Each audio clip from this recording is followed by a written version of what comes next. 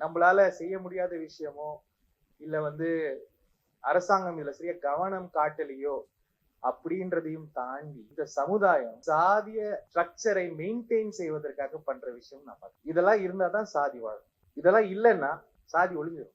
ஒரு சமுதாயமாகவே சாதியை ஒழிக்கும் ஒரு ஒரு ஆரம்ப புள்ளியிலேயே நம்ம வரலன்னு நான் நினைக்கிறேன். ஏன்னா சாதியை பல பேர் உபயோகப்படுத்திக்கிறாங்க. சாதி ஏன் இவ்வளவு வருஷமா வாழுதுன்னு கேட்டீங்கன்னா பல பேருக்கு அது அட்வான்டேஜா இருக்கு பல விஷயத்துல. ஏன்னா சமுதாயத்தை படிநிலைப்படுத்திட்டீங்கன்னா அடுத்தவனை வேலை வாங்குறது ரொம்ப ஈஸி. அப்புறம் அடுத்தவனை வேலை வாங்கும் போது என்ன ஆகும்னா நான் மேல அப்படின்ற ஒரு தன்மை நமக்குள்ள உருவாகும். அந்த தன்மையை பலப்படுத்துவதற்காகவே சாதியை மெயின்டைன் பண்றதுக்காகவே இந்த மாதிரி சில விஷயங்கள் வச்சிருப்பாங்க.